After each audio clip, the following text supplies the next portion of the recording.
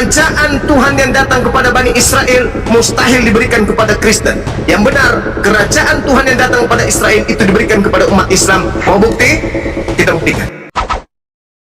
Salam satu Tuhan. Para sahabat, dukung semua ya channel Densa News Muslim. Di like, di subscribe, di share sebanyak mungkin untuk supaya mencegah sahabat-sahabat kita di luar sana tidak terpengaruh terhadap pemurtadan. Yesus, apakah engkau adalah yang maha berkehendak menjadi manusia? Bukan. Mana jawabannya? Yohanes 8:42. Aku datang menjadi manusia bukan atas kehendakku. Berarti dia bukan Tuhan yang menjadi manusia. Selesai kan? Nah, selesai. Jadi jangan merendahkan Tuhan dan jangan merendahkan Yesus. Silakan.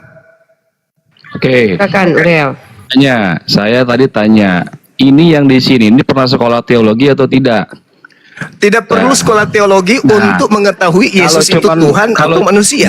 Ini, Ya kalau kan? misalkan saya latar belakang cuma satpam, ya kan, cuma apa lagi gitu, terus tiba-tiba berani ngomongin teologi orang, saya malu. Oke, sekarang begini, saya balik ke Anda. Ini cuma pendeta. Kembali ke Anda. Sekarang pendeta Anda lulusan teologi. Atau ada di antara kalian lulusan teologi, atau Anda sendiri yang lulusan teologi. Mana dalil di dalam Bible berdasarkan keserjanaan Anda yang menyatakan Yesus itu adalah Tuhan yang datang menjadi manusia? Mana dalilnya? Tunjukkan. Sebagai sarjana teologi, dalil mana yang Anda ingin pakai? Silakan, kita uji. Ayo, susun titel Anda, ayo. Saya ingin tahu, dalil mana yang Anda ingin gunakan untuk mendudukkan anak Maria ini sebagai Tuhan? Tunjukkan. Ayo. Dibuka mic-nya, Uriel. Ayo. Sorry, saya lupa buka nih. Ya, silakan. Ya. Oke. Silakan. Pertanyaan tadi pertama saya adalah, mungkinkah Tuhan menjadi manusia? Sudah selesai itu sudah selesai. Jangan dipotong. Itu sudah selesai. Jangan mundur. Anda katanya sarjana atau apapun itulah Anda ini. Tolong tunjukkan materi mana yang Anda gunakan dalam Bible untuk mendudukkan Tuhan menjadi bayi. Silakan.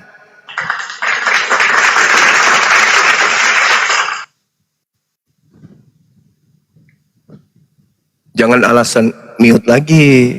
Tunjukkan aja langsung. Buka mic, buka. Ayo, jangan mundur-mundur, maju diskusinya. Ayo, yang lagi ya. Saya dimatikan mikrofonnya, saya tidak pernah matiin mikrofon. Pertama itu. Terus yang kedua, ketika saya bicara jangan dipotong. Itu metode debat udah lama, Pak. Dari zaman Ahmad Didat. Yang saya tanya Anda paham? Nah, saya kan jawabnya runut nih. Enggak perlu. Jawabnya runut. Yang saya enggak butuhkan. Saya enggak butuhkan itu. Saya butuh narasi sebagai sarjana teolog yang katanya bla sekolah-sekolah dan titel bla titelnya. Yang saya butuhkan materi apa? Sabar. Materi, pertanyaan saya sederhana kan? Materi apa sebagai sarjana teologi yang sekolah tinggi-tinggi yang Anda gunakan di dalam Bible untuk mendudukkan anak Maria ini sebagai Tuhan? Materi yang mana di situ? Lukas, Markus, Matius, Yohanes, Kisah Para Rasul, Petrus, atau yang mana? Silakan. Saya ingin tahu. Silakan. Serius. Aku ingin tahu, serius. Silakan. Mana?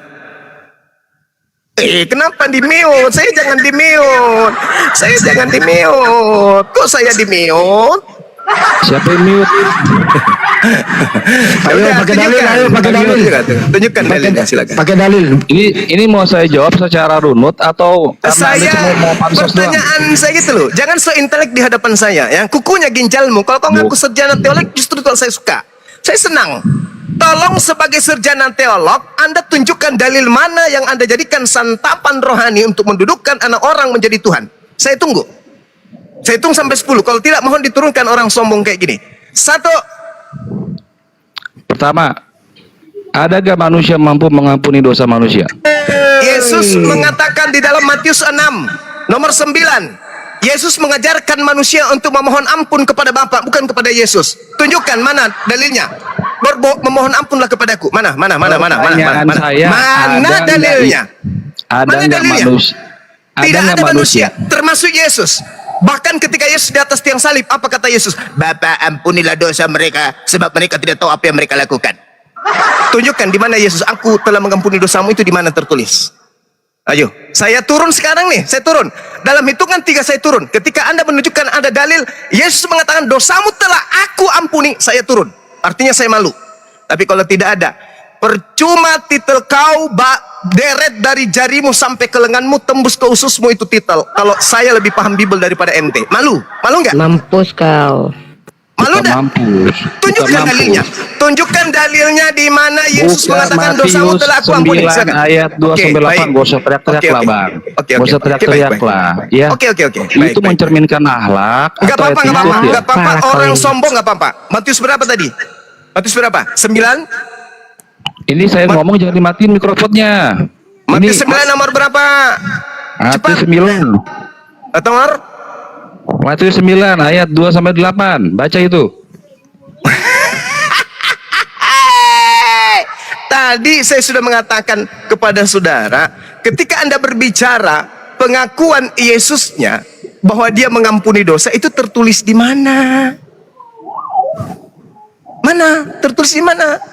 Yesus mengampuni dosa itu tertulis di mana? Dosamu telah aku ampuni itu tertulis di mana? Ngengong. Ayo.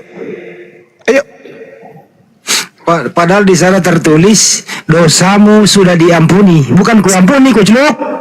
Bukan, dia ingin membawa narasi nomor 6-nya. Saya tahu, saya paham udah. Saya bilang pendetamu suruh Ya naik udah, sini. baca dulu. Saya baca. Di situ dikatakan anak manusia berkuasa mengampuni dosa. Di Anak situ manusia itu siapa? Di situ dikatakan berkuasa. Anak manusia itu siapa? Tadi dulu, anak manusia itu siapa? Saya tanya lagi. Saya tanya sama Anda. Saya tanya Anda. Kata mengampuni di situ berasal dari kata apa dalam bahasa Yunani aslinya? Kutanya samamu sebelum saya ginjalmu kukunya. 1, 2, 3, 4, 5. Saya ulang. Caranya begini. Saya ulang. Anda kan sarjana teolog. Sekarang kata mengampuni di situ dalam bahasa Yunaninya apa? Saya ulang lagi. Saya kasih kamu kemudahan. 1, Enggak 2, usah. Tanya 3. anak manusia itu siapa? Nangis. Ya, begitu doang. Kata mengampuni di situ itu adalah terjemahan yang salah. Terjemahan yang benar itu adalah meninggalkan. Dikatakan apa? Tetapi supaya kamu tahu bahwa di dunia ini anak manusia berkuasa meninggalkan dosa. Itu adalah terjemahan yang Meninggalkan betul. dosa. Itunya logikanya di mana? Bahasa Yunaninya apa di situ? Mengampuni di situ apa? Bahasa Yunaninya? Hah? Dek, gini ya, yang namanya terjemahan itu Malu. Saya tanya. Nih. Mengampuni di situ bahasa Yunaninya apa? Mau jawab dimatiin lagi. Ya karena Anda tidak menjawab dengan terjemahan Mau jawab dengan dimatiin lagi. terjemahan yang benar, dengan jawaban yang benar. Coba Anda jawab. Coba. Saya gini ya, tadi Anda jawab kan, anak manusia berkuasa mengampuni dosa. Bukan Ya. itu yang ditanya, original teksnya. Yang saya tanya, Gini. kata mengampuni dalam bahasa Yunani dan original teks yang digunakan di kitab saudara itu apa? Anda nggak usah ngomong original teks ya, Mas. Loh, katanya sarjana, Bang Suma hanya penginjil jalanan. Kok Anda nangis? Hah? Beda bang, kata-katanya bang beda. Mengampuni dalam bahasa Yunani itu adalah sincoro. Sincoro itu mengampuni dalam bahasa Yunani. Sedangkan kata yang digunakan di dalam kitab saudara di Matius 9 nomor 6 itu bukan mengampuni, tapi ape itu artinya meninggalkan. Malu? Atau sudah tidak ada urat malu? Nggak malu, justru saya Oh, nggak ketawa malu. sekarang. Asli bener. Ketawa. Ini baru Teologi gitu. Sarjana teologi. Sarjana teologi. Iya. Sarjana teologi. Bukan Pak Yunani aja nggak ngerti. Sarjana tolologi, ini Allahu tolologi. Akbar, Masya Allah. Dah turun. Saya udah bilang orang sombong turun. Bukan sombong. Kau makan Ini titelmu, aduh. turun. Kau makan titelmu, kau ke gereja colok pantat pendeta, jilat tangan kau. Kau jangan bawa titel. Ini sini sarjana apa? Emang apa kalau sudah sarjana teologi itu? Pengetahuannya dibandingkan kami yang mengutui Bible tiap siang hari itu? Itu kira-kira sarjana teologi itu hebatnya dari kita apa? Saya tanya yang mendasar. Sebagai sarjana teolog, apa yang Anda dudukkan di dalam Bible Anda itu? Data mana? Dalil mana yang Anda dudukkan kemudian sebagai dasar pijakan menuhankan anak bayi ini? Ada? Tidak mampu. Larinya kemana? Ada nggak manusia yang mampu berapa di Indonesia? Bah, saya tahu sasaran tembakmu itu di Matius 9. Saya ngerti dan saya paham itu. Padahal Yesus yang malam mengajarkan murid-muridnya untuk bertobat kepada Sang Bapa, Sang Tuhan yang ada di langit. Udah ya. Jadi jangan sombong, Bang. Kalau diam dulu, belum selesai Bang Juma. Jangan sombong, jangan sombong. Ketahuilah wahai saudara-saudaraku Kristen, bahwa kalian menjadi Kristen itu bukan karena ada disiplin ilmu yang kalian dalami dan orang lain tidak bisa dalami. Selayaknya kami mendalami Al-Quran dan kalian tidak mampu membacanya pun tak sanggup. Oke, jadi jangan sombong mengatakan keilmuan kalian tentang Kristen itu jauh lebih hebat daripada kami. Enggak. Percayalah, Anda mengenal Kristen hanya karena perpuluhan saja. Bukan karena belajar seperti kami ini. Kami belajar dari nol sampai nol kembali. Kami pahami benar-benar Bible itu. Dengan menggunakan apa? Akal, rasio. Bukan karena ada aspek perpuluhan atau apapun itu. Ya. Jadi percuma Anda mengatakan, Anda lulusan apa? Anda sarjana mana? Anda kuliah? Enggak, itu adalah ampas kelapa bagi kami. Itu pun sudah basi. Silakan dia ambil alih. Diulang dulu Bang Juma. Original teksnya mengampuni tadi kalau kasih corok, kalau meninggalkan HP. Jadi di sana itu terjemahannya salah ya? Ya, salah. Harusnya di situ kalau dia mau menggunakan original Ya, beda. teks yang mau diikuti, harusnya dia menggunakan apa? Kalau dia mau menggunakan kesehatan, dia mengatakan meninggalkan, itu boleh. Kata mengampuni itu tidak cocok. Kenapa kata mengampuni itu dasar kata itu Rizo. sincoro? Ya, Ya. itu akar katanya itu betul. Salahkan Marah lagi orang gila satu nih. Siapa ini yang ngomongin ini pendebat ini? Ini pasien saya. Ayo bang. Silakan, Ayo, Bang. Yang lain minggir. Siap. Angkat. Sarungnya tersangkut. Iya, angkat ke sini. Wah, bagus. Duduk. Cup. Nah, bagus. Ya, menghadap ke sini sedikit. Pas. Ayo. Saya ingin bertanya nih, ini tentang Nabi Muhammad ya. Seberapa yakin orang abang, orang kakak tentang ajaran Nabi Muhammad? Itu aja. Oke, baik. Kalau keyakinan kami itu seberapa yakin kami tentang ajaran Nabi Muhammad SAW, lihat aja betapa rumitnya, betapa ribetnya, betapa sulitnya ajaran Islam itu. Bayangkan nih, jam 5 subuh minimal orang Islam itu harus sudah bangun sholat. Lalu kemudian fajar menyingsing, itu sholat sunat. Habis itu sebelum azan zuhur, umat Islam sholat lagi. Setelah zuhur, sholat. Setelah ibadah, sholat wajib zuhur, sholat lagi. Menjelang sholat asar, sholat lagi. Sholat asar masuk, sholat lagi. Habis maghrib 3 rakaat sholat. Habis maghrib, sholat lagi.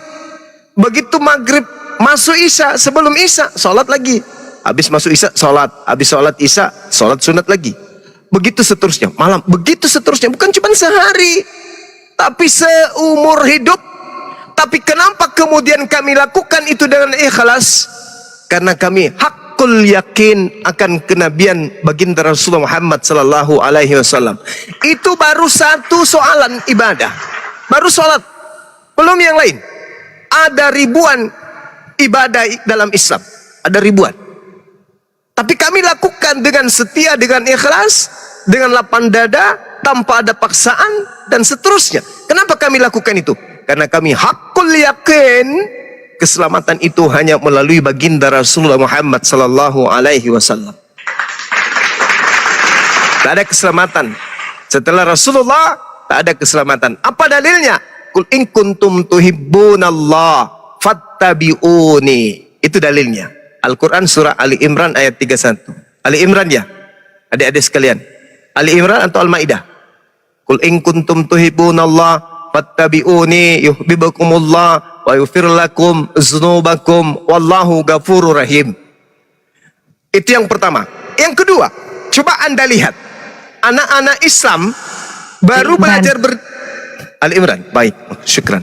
Baru belajar berdiri, berjalan, mereka sudah dibopong sama ayah ibunya menuju ke masjid. Ngapain?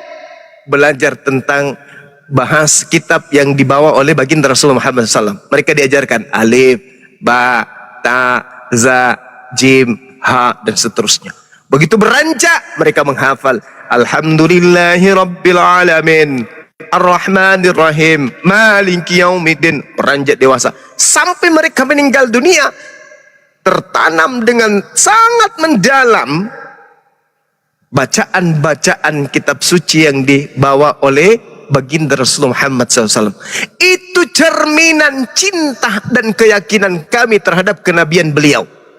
Saking yakinnya kami, anak-anak kami tidak berikan ruang untuk bermain sebelum mereka melakukan pembacaan firman Tuhan yang dibawa oleh baginda Rasulullah Muhammad SAW. Kalau kami tidak cinta kepada Rasulullah, maka Al-Quran itu sudah tidak ori. Al-Quran bukan lagi bahasa Rasulullah. Al-Quran sudah bahasa terjemahan. Kenapa? Karena kami nggak cinta kepada yang membawa. Kami nggak yakin akan kebenarannya. Kami ragukan. Kenapa kemudian kami berkumpul di masjid tapi kami ragu? Misalnya, karena ada kewajiban untuk menyetor uang ke masjid untuk imam. Dan imam berusaha mengumpulkan jemaat sebanyak mungkin karena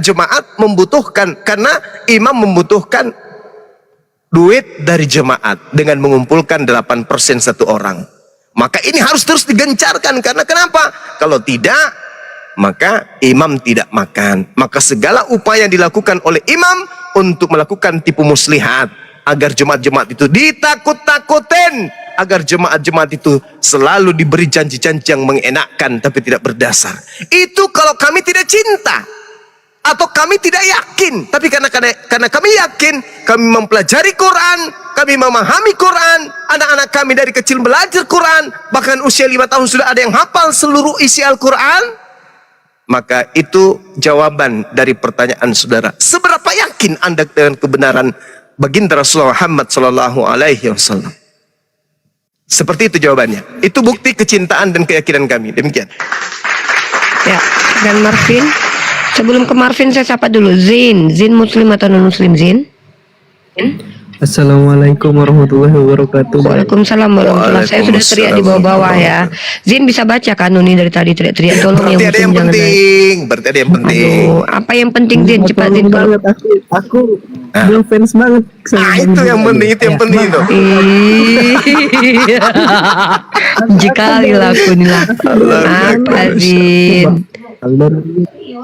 Aduh, bukan aku ya Bang, bukan aku yang nurunin dia loh. Jaringan. Ya Marvin, silakan Marvin. Oke, apa yang saya ditanggapi? sangat berterima kasih dengan penjelasan yang sangat memuaskan, tapi Ada lagi. Silakan. saya ingin apa ya, membacakan, tolong Bang Juma bacakan Matius, Injil kita Matius 21 ayat 33. Oke, Matius 21 ayat 33. Oke, baik. Itu terkait dengan anggur kan ya? Benar nggak? Ya, saya bacakan ya. Iya, baca Saya deh, bacakan baca deh. Bang. Baca deh, Ini baca. perikopnya perumpamaan tentang penggarap-penggarap kebun anggur. Dengarkanlah suatu perumpamaan yang lain. Di-mute dulu Marvin, noise di situ. Oke. Dengarkanlah suatu perumpamaan yang lain adalah seorang tuan tanah membuka kebun anggur dan menanam pagar sekelilingnya. Ia menggali lubang tempat memeras anggur dan mendirikan menara jaga di dalam kebun itu. Kemudian ia menyewakan kebun itu kepada penggarap-penggarap lalu berangkat ke negeri lain. Silakan Marvin, ada yang mau disampaikan? Oke, saya mau bertanya, orang abang, orang kakak mengerti nggak tentang perumpamaan tersebut? Ya, silakan Bang Juma. Matius 23 nomor berapa tadi? 21 Satu Bang, ayat nomor 33. 33 Bang. Nomor 33. Ya. Iya, baik. Ketika ya, silakan Bang. Silakan diulang bacanya, Dek. Oke, saya pelan-pelankan ya, teman-teman dengarkan ya. Dengarkanlah suatu perumpamaan yang lain. Adalah seorang tuan tanah membuka kebun anggur dan menanam pagar sekelilingnya. Ia menggali lubang tempat memeras anggur dan mendirikan menara jaga di dalam kebun itu. Kemudian ia menyewakan kebun itu kepada penggarap-penggarap lalu berangkat ke negeri lain. Dan ini ayat terafiliasi dengan Yesaya pasal ke-5 nomor 1 ayat 2 menurut orang-orang Kristen. Aku hendak menyanyikan nyanyian tentang kekasihku, nyanyian kekasihku tentang kebun anggurnya. Kekasihku itu mempunyai kebun anggur di lereng bukit yang subur. Ia mencangkulnya dan membuang batu-batunya dan menanaminya dengan pokok anggur pilihan. Ia mendirikan sebuah menara jaga di tengah-tengahnya dan menggali lubang tempat memeras anggur. Dan seterusnya. Kurang lebih seperti itu, Bang.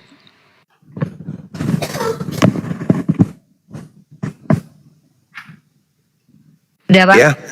Iya, Udah? sudah. Ya. Pertanyaannya? Pertanyaannya Marvin. Oke. Itu kan masih banyak tuh ayat yang belum dibaca sampai ke kemana tuh ya? Sampai datang seorang bapak ya seorang tuanya untuk membinasakan para Oke. penggara-penggara Di sini tersebut. terakhir ya. Terakhir ayat ini bercerita tentang tetapi ketika penggarap-penggarap itu melihat anaknya itu, mereka berkata seorang kepada yang lain, ia adalah ahli waris, mari kita bunuh dia supaya warisannya menjadi milik kita. Mereka menangkapnya dan melemparkannya keluar kebun anggur itu lalu membunuhnya. Maka apabila tuan kebun anggur itu datang, apakah yang akan dilakukannya dengan penggarap-penggarap itu? Kata murid Yesus kepadanya, ia akan membinasakan orang-orang jahat itu dan kebun anggurnya akan disewakannya kepada penggarap-penggarap lain yang akan menyerahkan hasilnya kepadanya pada waktu itu. Kata Yesus kepada mereka, belum pernahkah kamu baca dalam kitab suci, batu yang dibuang oleh tukang-tukang bangunan telah menjadi batu Enggak, penjuru. cukup sampai situ tadi, Kak. Jangan dipotong. Kalau Anda suruh saya membacakan, saya akan melanjutkan. Karena jangan-jangan Anda yang salah memahami. Suatu perbuatan ajaib di mata kita. Sebab itu aku berkata kepadamu, bahwa kerajaan Allah akan diambil daripadamu dan akan diberikan kepada suatu bangsa yang akan menghasilkan buah kerajaan itu. Dan barang siapa jatuh ke atas batu itu, ia akan hancur, dan barang siapa ditimpa batu itu, ia akan remuk. Insya Allah kami sangat memahami ini. Silakan Bang Zuma. Iya, pertanyaannya apa, Dek? Pertanyaannya gini, Bang. Iya, Abang ini sedikit menjelaskan ya, Bang, soal iya, itu. silakan. Abang percaya nggak kalau Yesus yang kami imani itu Ya. adalah anak Allah? Kami percaya kalau itu adalah anak Theos. Sesuai dengan apa yang didalilkan di dalam kitabnya orang Kristen. Yesus anak Theos, anak dewa. Enggak, jangan di situ. Aku nggak mau membahas soal itu, Bang, soal Allah segala. Anda percaya, Abang percaya nggak? Karena Allah itu tidak punya anak. Yang punya anak itu Theos, dewa. Tapi ini ya, Heeh. di saat Yohanes membaptis Yesus, Ya. ya, setelah Yohanes siap membaptis Yesus, terdengarlah suara Dari langit. yang dari langit yang menyatakan bahwa inilah anakku. Apakah abang nggak percaya dengan perkataan dari Allah sendiri? Iya, Bahwa dikatakan dia adalah anak. anak di situ hamba. Anak Mana itu bisa hamba. abang mengatakan Betul. hamba? Marvin, Bang Zuma mengatakan anak itu hamba. Kamu bantah itu dan kamu bawa narasi dari kitabmu tentang definisi anak Allah. Silakan. Gimana? Anak-anak Tuhan itu anak-anak Elohim. Bagi Yahudi itu artinya apa? Hamba-hamba Elohim, orang-orang yang intim, orang yang dekat, kekasih-kekasih Elohim. Baca di Amsal 3 nomor 11-12. Anak-anak Elohim atau anak-anak Tuhan atau hamba Tuhan atau anak Tuhan itu seibarat hamba Tuhan yang setia mendengarkan didikan Tuhan selayaknya seperti ayah yang mendidik anak Ya, saya kandungnya. paham, Bang. Tapi Nah, berarti anak dalam berarti- kekristenan kami penyebutan anak dalam Yesus itu berbeda. ya itu di Ya. Kristen kan? Anda tanya kepada saya mendudukkan perkara itu pada dudukan tanpa doktrin dan dogma, tapi dengan logika dan pewahyuan berdasarkan kitab saudara. Kalau Anda kan dogma, doktrin. Saya tahu itu. Saya paham. Kristen menurut Kristen, kalau anak Tuhan itu artinya Tuhan. Anak Allah artinya Allah. Kan itu. Saya pun anak Allah, Bang, tapi di pandangan Allah itu saya beda dengan Anak Yesus. kucing. Apa? Ya, Apa? saya memang anak Allah, semua anak Allah. Semua Anak Tuhan. kucing, ente itu anak kucing. Anda itu yang benar adalah anak Theos, bukan Ya, anak itu Allah. menurut pemahaman Abang. Oh, Tapi bukan di sini saya anak bukan kecil. mau berdebat, Bang. Anak kecil. Ya, Kristen itu mencuri kata Allah dari Quran. Jadi jangan kau sebutkan, jangan kau kotori mulutmu dengan menyebut dirimu anak Allah. Dari mana Bang tahu bahwa itu berasal dari Islam? Dari Oke, sedangkan baik. agama Hanya Anda, ada satu agama yang menggunakan, dengar. Hanya ada satu agama yang menggunakan kata Allah. Hanya Islam. Kristen Indonesia hanya karena ingin menipu jemaat, menipu orang Islam untuk menjadi jemaatnya, maka Tuhannya, sembahannya yang adalah dewa, mereka ganti dengan sebutan Allah. Kalian itu kena tipu itu. Sebenarnya Tuhannya Kristen itu bukan Allah. Ya, Tuhannya itu Kristen itu adalah Bapak, Father, atau kalian sebut dengan Theos. Theos yang arti terjemahan aslinya adalah dewa. Itu Tuhan kamu. Kamu itu cuma didoktrin sama pendeta menyebut nama Saya Allah. enggak merasa didoktrin, Bang. Sekarang kalau begitu tolong tunjukkan data akurat dari kitabmu. Original teksnya kata Allah ini apa? Saya Original tidak teksnya. menjelaskan karena saya pengetahuan saya terbatas. Itu bagus. Kalau Anda sudah mengatakan Anda terbatas tapi Anda ngotot, berarti Anda sudah memperjuangkan doktrin dan dogma yang didoktrin kepada Anda oleh gereja, oleh bapak gereja. Ingat, Enggak, saudaraku, gini, Bang. Bukan yang saya kata membantah. Allah itu Anda harusnya lepaskan dari iman Anda, karena kata Allah itu adalah bersumber dari Al-Quran. Berarti itu yang Abang permasalahkan selama ini. Karena Anda mengatakan diri Anda itu sebagai anak Allah, saya katakan anak Berarti Anda itu anak Abang kucing. permasalahkan gitu. Yes, tidak boleh. Anda mengatakan diri Anda sebagai anak Allah, nggak boleh. Di hadapan umat Islam loh ya. Kalau dalam gereja boleh, silakan aja Anda saling menipu. Tapi kalau di depan Islam, tidak boleh Anda mengatakan diri Anda sebagai anak Allah. Anda boleh mengatakan diri Anda sebagai anak dewa, anak Theos, anak kucing, anak tikus, anak sapi, anak bom-bom, silakan. Itu hak Anda. Tapi kalau Anda mengatakan anak Allah, lam yalida walam yulada, Allah tidak punya anak dan tidak diperanakan, tidak beranak dan tidak peranakan. Itu yang Anda harus tahu. Jadi Ya, karena bentar. tipuan Oke, saja itu di gereja menurut Anda Abang. jangan bawa. Tapi Sudah kita selesai di situ ya. Kembali oke, lagi silakan. ke penjelasan tadi, Bang. Silakan. Matius 21. Matius 21 itu bercerita tentang Nabi Ismail alaihissalam, keturunannya nantinya akan datang mengambil kerajaan yang datang kepada Bani Ishak.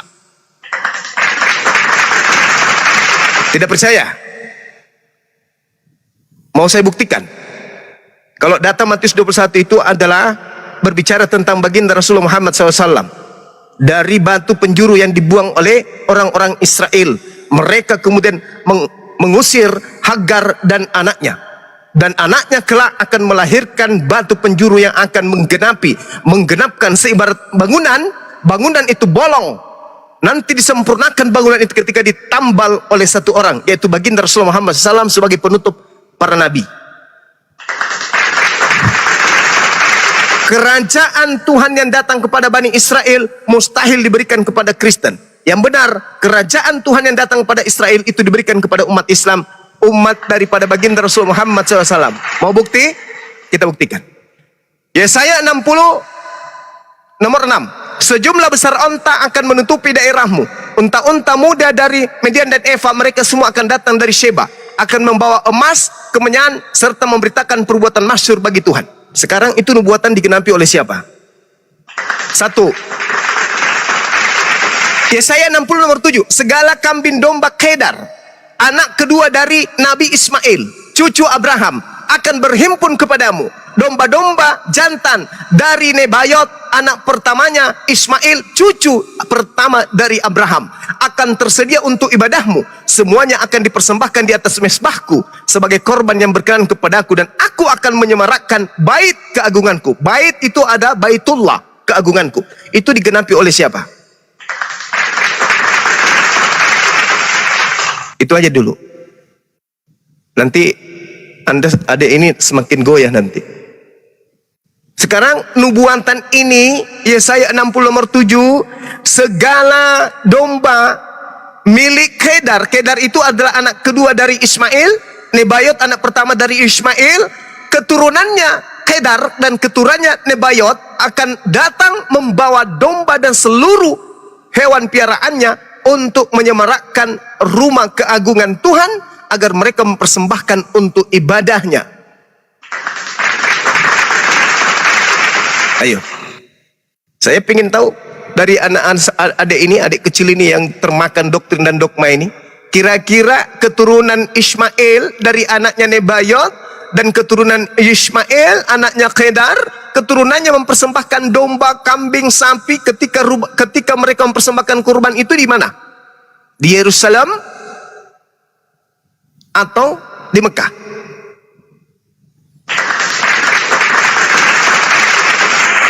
Kalau di Mekah berarti kerajaan Allah diberikan kepada siapa?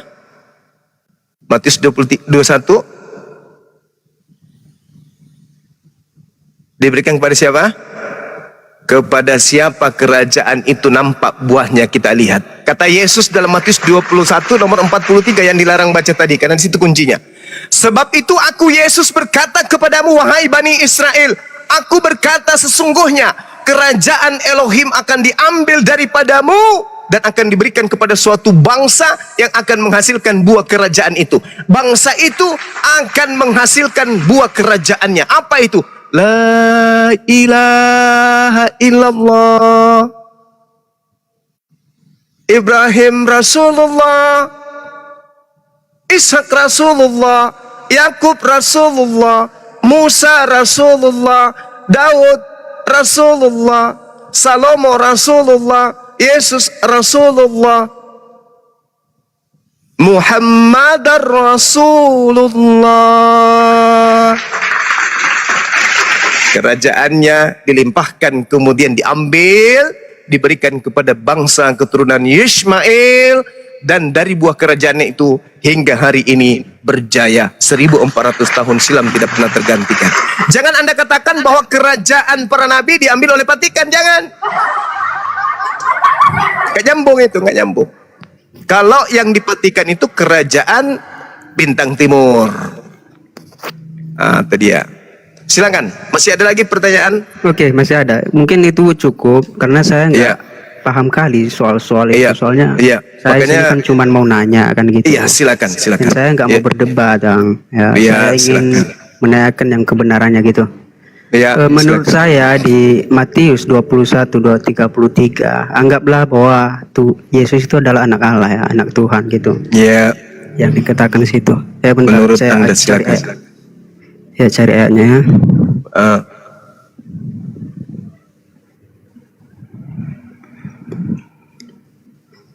Dengarlah suatu perumpamaan yang lain adalah seorang tuan tanah membuka kebun anggur dan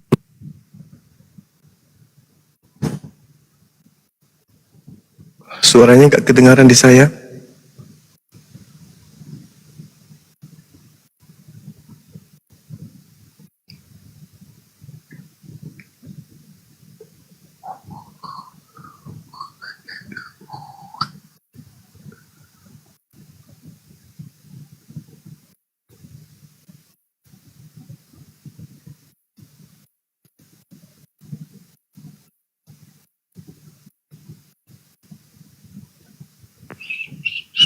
Cek. Kenapa dia itu Pak Jemaat? Pingsanan orang apa? Dia membaca kayaknya tapi keluar dari ininya, HP-nya sendiri. Dalam hati. Padahal sebenarnya kalau dia jeli melihat data ini, itu sudah terjawab sendiri di data 45 dan 46. Bahkan intinya itu sebenarnya di data 44. Entah apa yang ada dalam pikiran adek ini. Langsung aja simpulkan, Dek, apa yang ada dalam benak adek ini? Ya, yang ada dalam benak saya. Ketika tuan rumah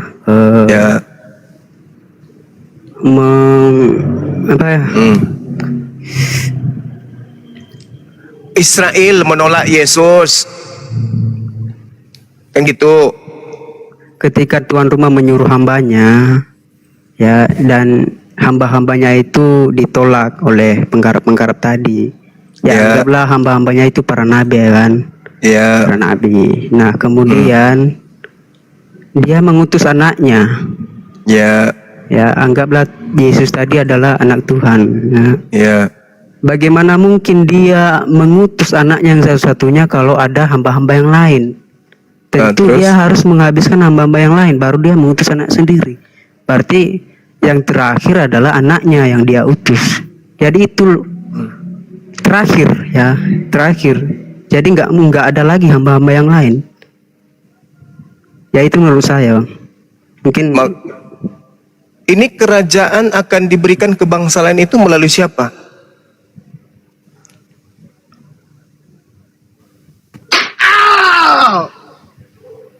Anaknya datang kepada yang memiliki kebun yang sudah dipagarin, datang kepada Bani Israel.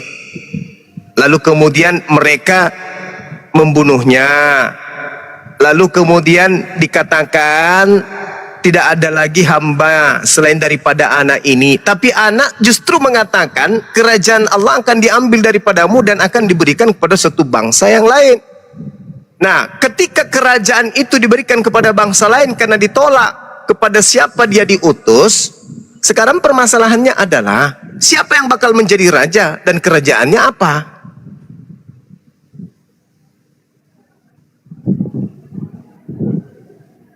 Kan kerajaan Yehuda hancur sampai hari ini nggak berdiri lagi.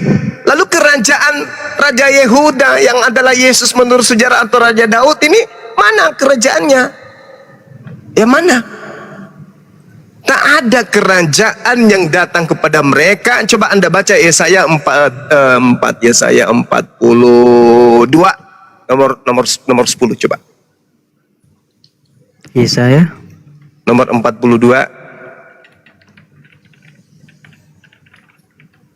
nomor 42. Sorry, kejadian 49 nomor 10. Kalau Yesaya 42 itu satu perikop itu bisa Anda gunakan. Silakan Anda kejadian 49 nomor 10 aja dulu. 49. Iya.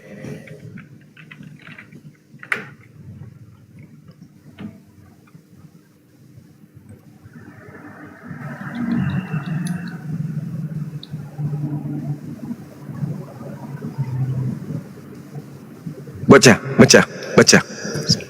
Coba baca. Sabar Bang, sabar. Iya.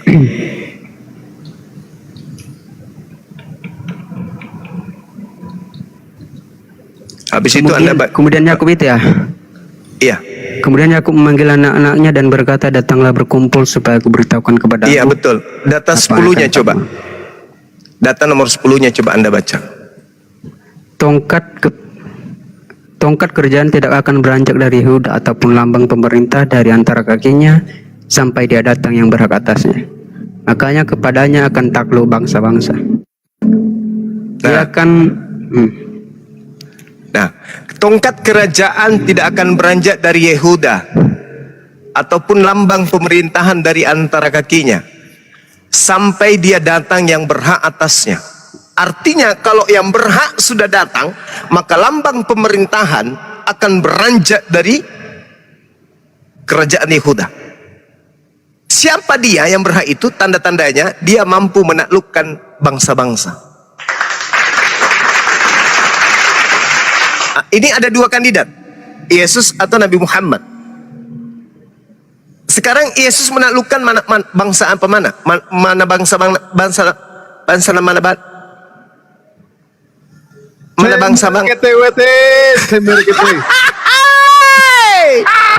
mana aja? Coba tunjukkan. Bangsa mana aja yang ditaklukkan Yesus? bangsa Israel. Jangan bikin malu, Bang. Jangan bikin malu. Yesus tidak pernah menaklukkan bangsa Israel. Justru dia konon ceritanya Bangsa Arab, Bang.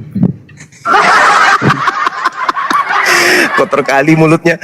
Jadi yang menaklukkan bangsa-bangsa itu hanya baginda Rasulullah Muhammad sallallahu alaihi wasallam. Hebatnya pasukan beliau, bayangkan itu. Ratusan tahun tentara Romawi memijakkan kekuasaannya di Yerusalem. Siapa yang mengusir? Yesus. Nehi merica ketum berjahe, merica iya, lombo iya, nggak ada. Yang menaklukkan kemudian dan mengusir penjajah Romawi dari tanah Yerusalem tempat Yesus dijajah, itu adalah pasukannya baginda Rasulullah Muhammad sallallahu alaihi wasallam. Takbir. Yang kedua, bagaimana mungkin yang di Matius 21 itu Anda katakan sebagai Yesus? Itu mustahile. Kok bisa kayak gitu bang? Baca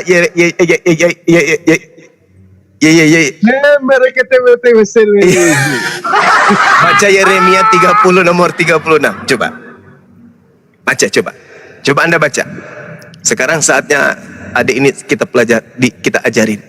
Yeremia 30 nomor 30 coba. Coba. Dek, baca dek. Baca dek. Adik. Adik, baca dek. Dek. Iya bang, sebentar bang. Lagi dicari dulu ayatnya bang. Ih, tante lale. Ucap. Ayo dek,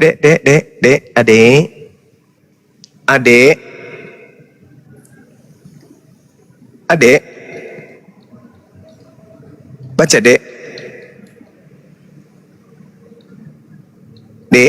Uni Rifa, Iya bang. Gimana bang? ya, coba baca, Halo. ya, lanjut, Baca apa? Halo, gimana bang? ya, coba Anda baca Yeremia 36 nomor 30, Halo. Yeremia 36. nomor 30, Oke. baca. Sebab itu beginilah firman Tuhan tentang Yoyakim, Raja Yehuda.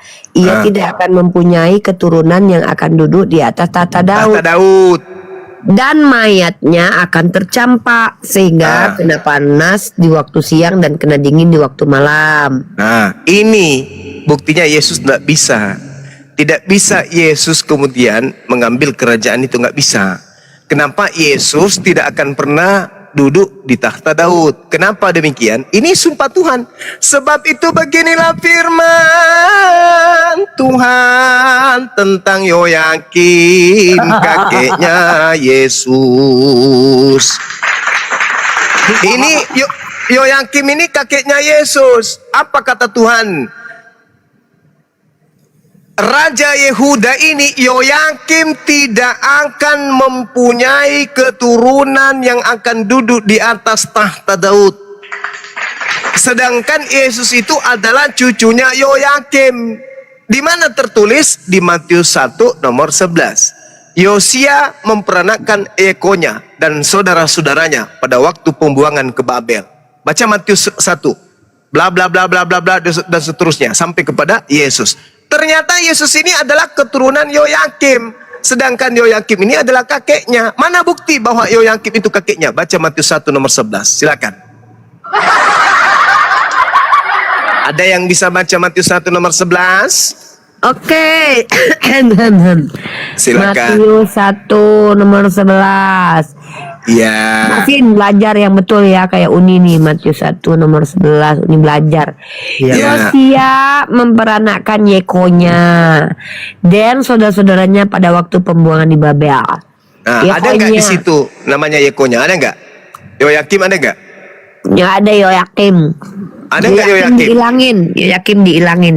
Ah, dihilangin Yoyakim. Jadi penulis Bible ini pintar. Padahal Yosia yang benar adalah Yosia memperanakan Yoyakim. Yoyakim memperanakan Yekonya. Jadi ini Yosia memperanakan Yekonya itu adalah salah.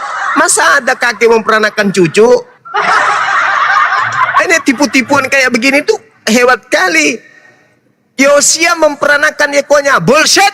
Yang benar adalah Yosia memperanakan Yoyakim. Yoyakim memperanakan Yekonya. Kenapa penulis Matius menghilangkan nama Yoyakim di sini?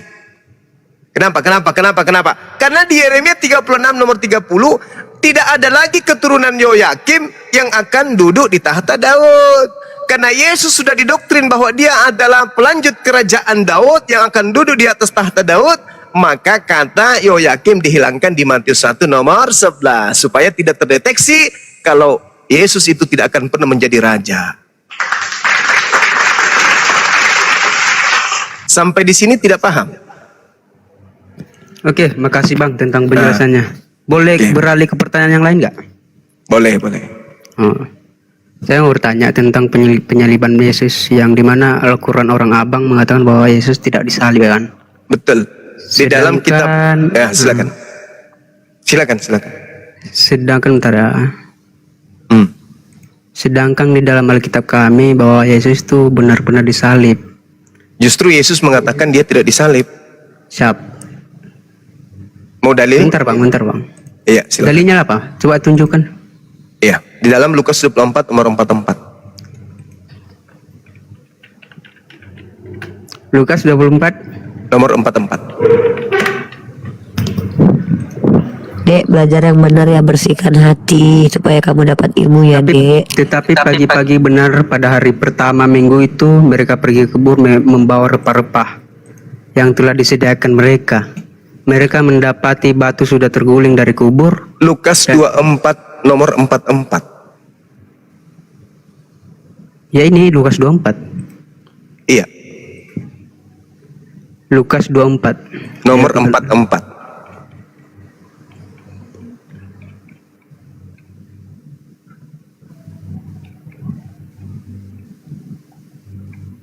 Jangan baca nomor 9.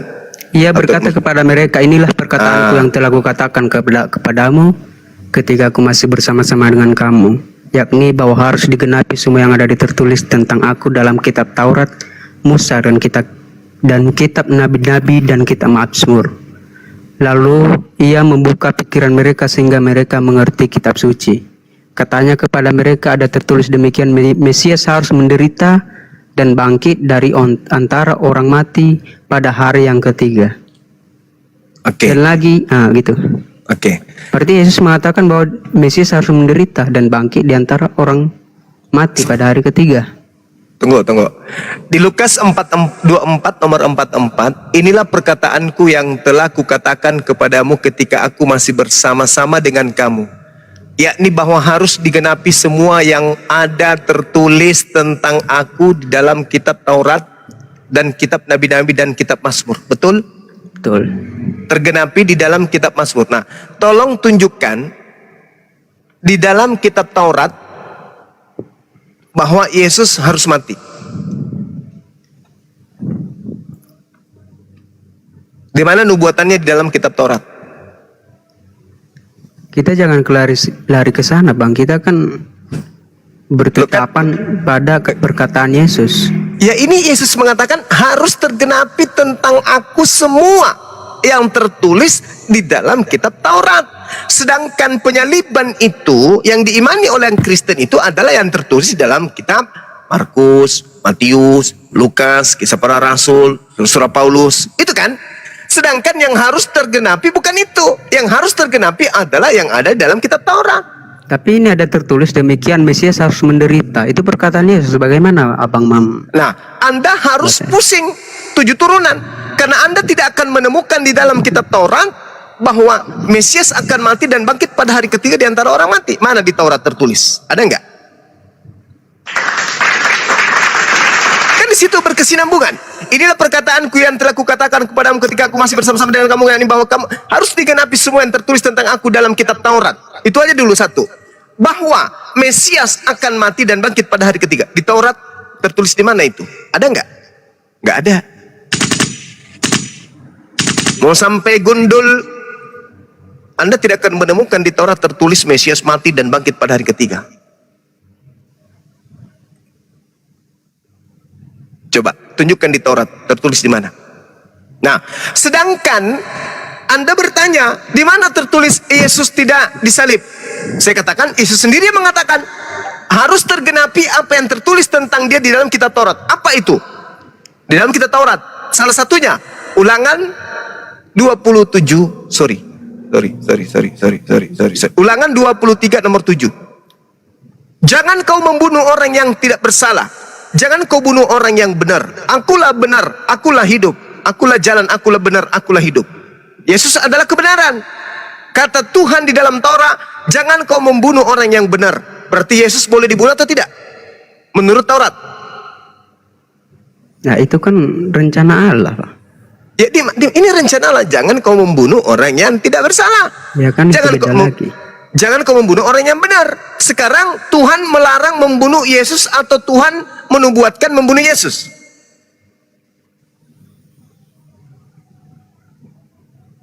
Kan Yesus mengatakan harus tergenapi semua tentang aku yang tertulis Nah dalam ini ada Taurat. ayat lagi nih bang.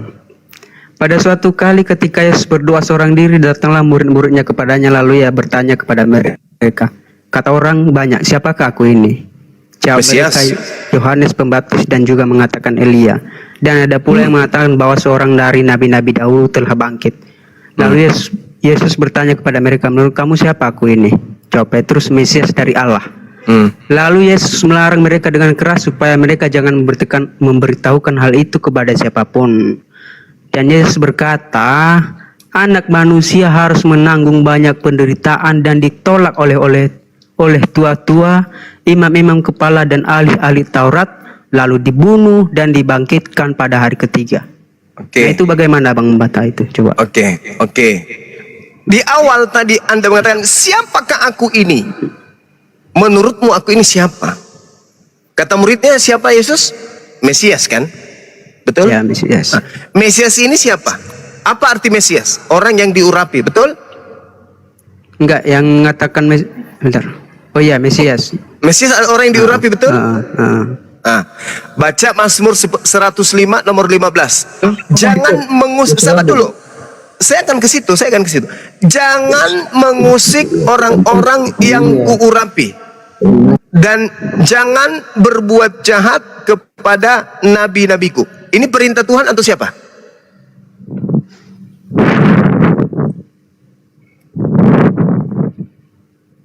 Mazmur 105 nomor 15, jangan mengusik orang-orang yang kuurapi dan jangan berbuat jahat kepada nabi-nabiku. Boleh enggak berbuat jahat kepada Yesus?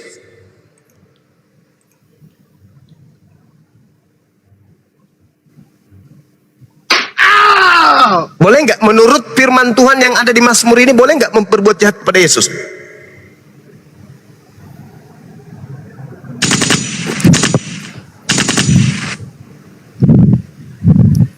Boleh enggak? Mazmur berapa tadi Bang? Mazmur 105 nomor 15. Nomor 100. Nomor 15.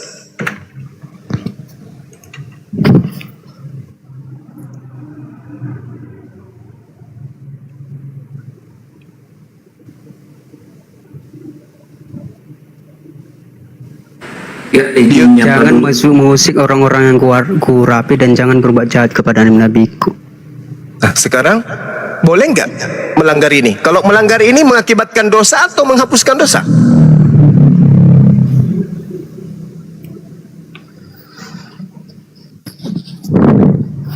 Bertentangan ya.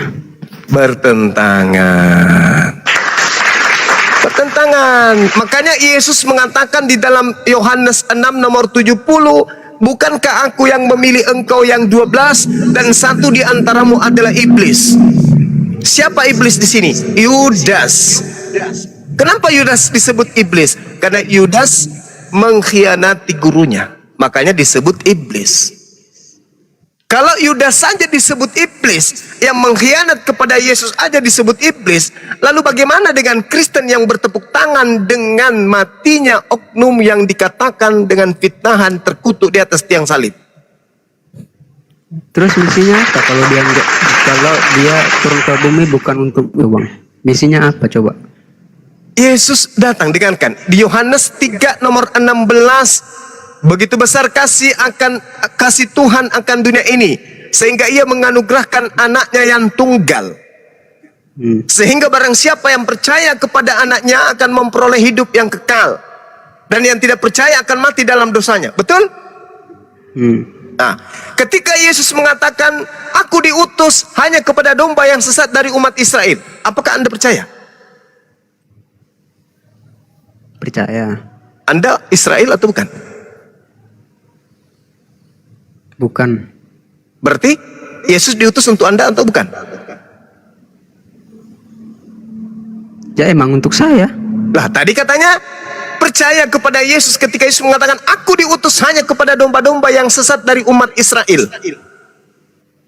Anda mengatakan Ya, Anda bukan Bani itu Israel. kan tertuju kepada seluruh umat, itu kan hanya sebagai ini Bang. Sebagai apa? Sebagai apa? Sebagai pedoman ini. Sebagai pedoman. Tadi kan itu Anda percaya nggak kepada Yesus? Tertuju Barang siapa yang kepada percaya seluruh manusia. kepadanya, maka dia akan memperoleh hidup yang kekal. Barang siapa yang tidak percaya, maka dia akan mati dalam dosanya. Kalau Anda mengatakan Yesus diutus untuk Anda, berarti Anda tidak percaya ucapan Yesus. Berarti Anda mati dalam dosa Anda.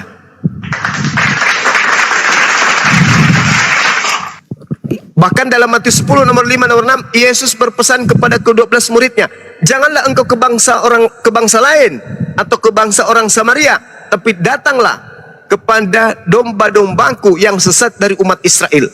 Kalau domba Israel itu ada di Indonesia, maka dia harus datang ke Indonesia. Kalau adanya di Thailand, maka dia harus ke Thailand. Makanya dikatakan, beritakanlah Injil kepada pergilah ke seluruh bangsa, jadikanlah mereka semua menjadi muridku. Maksudnya apa? Di mana bangsa Israel itu pergi di atas muka bumi ini, ke situlah engkau harus pergi. Bukan berarti ke bangsa-bangsa seluruh bangsa, karena ketika orang Yahudi, orang Israel berbicara mengenai nois, berbicara mengenai bangsa, maka mereka hanya berbicara tentang Bani Israel, Bani Yakub. Ketika bangsa lain, berarti bercerita kepada bangsa di luar daripada bangsa yang ada pada saat itu, yang berbicara pada saat itu. Kalau dia berbicara bangsa Lewi yang berbicara, maka yang dimaksud adalah 12 bangsa, suku bangsa yang lain di luarnya. Seperti itu. Nah, kalau Anda percaya kepada Yesus, ketika Yesus mengatakan aku diutus hanya kepada domba yang sesat dari umat Israel, sejatinya Anda jangan nyamar-nyamar sebagai domba. Sebab Yesus mengatakan, waspadalah, akan datang serigala nyamar-nyamar seperti domba.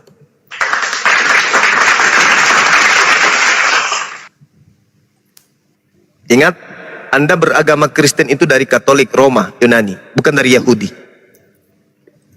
Yang datang mengajarkan kekristenan di Indonesia ini, baik Katolik atau apapun itu bukan orang Yahudi, tapi orang Barat, orang bule. Kenapa bukan orang Yahudi? Karena sejatinya penyembah-penyembah Yesus yang pertama itu adalah orang Katolik Romawi,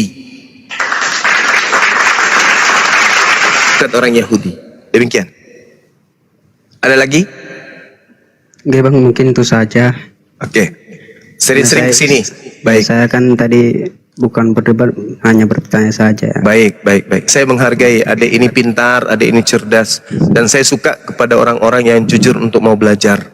Silakan belajar terus, perdalam Bible, jangan ragu, tetaplah belajar Bible. Ingat, jauhkan doktrin dan dogma. Percaya kepada akal Anda, karena Yesus mengatakan dalam Matius berapa teman-teman? 23 nomor 27, kasihilah Tuhanmu dengan segenap hatimu dan segenap akal budimu. Yesus tidak pernah mengatakan Tapi kasihilah. saya nggak mempudulkan semua itu bang. Saya hanya mengambil atau meneguhkan satu kata yang dimana bahwa kata Yesus, akulah jalan, akulah kebenaran. Tidak ada Akulah seorang hidup. pun yang datang kepada apa kalau tidak melalui saya. Saya. Itu Nah, yang saya pegang. Oke. Nah. Itu ucapan Yesus kepada Bani Israel atau ucapan Yesus Enggak, kepada itu untuk semua. Oh, Anda keliru. Ingat, Karena Yesus kalau misalkan dia diutus hanya untuk orang Israel, Bang Zuma, di hari penghakiman nanti mungkin dia hanya menghakimi orang Israel gitu kan. boleh Yesus menghakimi seluruh umat manusia. Tapi ingat. Yohanes 8:42. Barang siapa yang menolak aku, ini kata Yesus, dia sudah ada hakimnya. Apa hakimnya? Yaitu semua Enggak pakai perkataan. akal dulu Bang, pakai gimana? Abang kan tadi cuman sama orang Israel. Jadi dia Iya. hanya berkuasa atas Iya. orang Israel doang gitu. Dengarkan. Saya belum selesai. Ini ucapan Yesus. Tetapi yang menghakimi manusia itu, tapi dia datang kedua kalinya untuk menghakimi semua manusia termasuk nabi-nabi abang. Gimana? Oke, silakan aja dengan doktrin Anda. Tapi ingat, apa ucapan Yesus dalam Yohanes 8:40? Izinkan saya untuk membacanya. Barang siapa yang menolak aku, ingat, barang siapa yang menolak aku, dia sudah ada hakimnya, yaitu firman, perkataan yang pernah aku katakan ketika aku datang. Perkataan itulah kelak yang akan menjadi hakimnya di akhir zaman. Siapa yang menolak dia? Sekarang yang menolak Yesus adalah dia yang akan dihakimi berdasarkan firman yang Yesus pernah ucapkan di tengah-tengah Bani Israel. Betul? Ya. Oke, Anda dan Bang Suma, orang Islam, datang ke penghakiman Yesus. Anda masuk, Marvin masuk lebih dulu. Marvin, ya Tuhan Yesus, aku lihat kau hidup itu di dunia, kau menyembah aku, mempertuhankan aku. Saya mau tanya samamu sebelum kau jawab. Saya mau tanya kepadamu Marvin, siapa yang memerintahkan engkau menyembah diriku? Kira-kira jawaban saudara Marvin apa? Kita jangan berdasarkan dengan ini bang, dengan perkataan Yesus, tapi kita menggunakan, kalau saya Yesus tadi secara Yohanes pribadi, 8:40. enggak, saya mau dengar. bertanya kepada abang. Dengar. Yohanes 8:42 tadi. Barang siapa menolak aku, dia sudah ada hakimnya, yaitu perkataan yang pernah aku katakan kepada mereka. Perkataan itulah yang kelak akan menjadi hakimnya di akhir zaman. Kamu datang nih, ditanya sama Yesus, kenapa kau menyembah aku? Kenapa kau mengusir setan pakai namaku? Kenapa kau mukjizat pakai namaku? Apa jawaban saudara? Ya, karena kan iblis memang kalah dengan namamu. Oke. Kenapa kemudian kami tidak menggunakan nama Yesus dalam mengusir Tuhan dan sebagainya?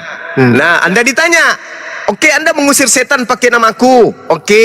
Tapi bukankah di dalam kitab Matiusmu nomor 7, bab 7, nomor 22, nomor 23, saya mengusir orang-orang yang memanggil aku Tuhan, bermujizat pakai namaku? Itu karena kejahatan, Bang. Jangan abang menyamakan akal kejahatannya itu dilandaskan karena tidak melakukan kehendak Bapa yang ada di surga, betul? Iya. Nah, sekarang saya tanya, atas kehendak siapa Anda menyembah Yesus? Bukan atas kehendak siapa, kita. Loh, menurut kan saya dasar pijakannya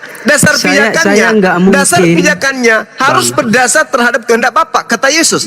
Tidak setiap orang yang memanggil aku Tuhan, melainkan mereka melakukan kehendak Bapakku yang ada di surga. Nah, pertanyaannya, atas kehendak siapa Anda mempertuhankan Yesus? Ini bang, kita jangan membawa-bawakan ini ya agama Kristen. Untuk pribadi saya dulu, saya nggak mungkin lebih hebat daripada murid Yesus yang mengaku dia Tuhan, bang. Kan di mana murid Yesus mengakunya Tuhan? Di mana? Coba Petrus coba. Apa kata Petrus? Seluruh pengkhotbah Petrus dia mengatakan Tuhan. Petrus yang mana? Yang ada Murid kitab. Yesus. Maksudnya Petrus yang punya kitab Petrus itu? Iya. Anda baca Galatia 2 nomor 8. Petrus diutus kepada orang-orang yang bersunat. Orang Roma itu bersunat atau tidak? Bersunat. Hah? Kalau orang Roma bersunat berarti dia mengingkari ajaran Paulus, di mana Paulus mengatakan dalam Galatia 5 nomor 2, barang siapa yang menyunatkan nonotnya, Yesus Kristus tidak berguna baginya. Mana yang benar ini? Paulus mengatakan Petrus diutus hanya kepada orang-orang yang bersunat, berarti Yahudi dong, bukan kepada Roma. Roma itu orang yang tidak bersunat. Berarti yang Anda katakan murid bernama Petrus itu adalah Petrus lain. Karena Petrus murid Yesus tidak akan mungkin mengkhianati Yesus. Matius 10 nomor 5, nomor 6. Yesus berpesan kepada Petrus, jangan ke bangsa lain. Petrus kira-kira taat tidak kepada Yesus? Taat, berarti dia tidak mungkin ke bangsa Roma. Nah, sekarang Anda yang ditanya, Anda kan mengatakan Yesus itu hakim. Anda ditanya, "Woi, kamu menyembah saya? Siapa yang perintahkan?" Jawaban Anda apa? Kalau menurut saya nggak berkegantungan siapa yang nyuruh saya, bang. Kan Yesus bertanya ini. Apa jawaban Anda? Ya karena dia Tuhan. Abang nggak baca ini Yohanes ayat 1 berikutnya. Berarti dia adalah Oke, berarti jawaban itu alasan diri. Oke, berarti Anda pahami itu. Oke, berarti Anda nanti di hadapan Yesus mengaku karena engkau adalah Tuhan, betul? Di hadapan Yesus. Betul? Ketika Anda dihakimi oleh Yesus, wahai saudara, siapa namanya? Marvin, atas kehendak siapa engkau menyembah aku? Apa jawaban saudara? Apa jawaban saudara? Di hadapan Yesus nih, Anda kan mengatakan Yesus hakim. Nah, Anda dihakimi. Atas kehendak siapa saudara Marvin menyembah aku? Apa jawaban saudara? Siapa saudara Marvin menyembah aku? Apa jawaban saudara?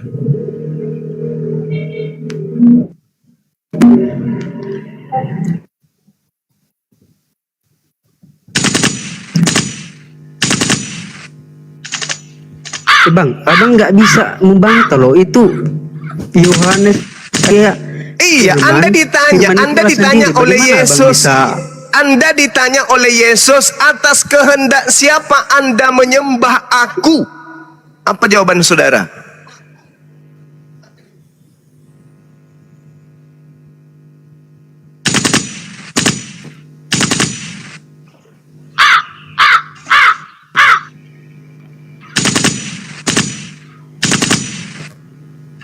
Anda nggak menjawab. Nah, giliran Bang Suma, ini yang ganteng kali maju. Saya maju kan? Ditanya sama Yesus. Maju. Namamu Suma? Iya. Kenapa?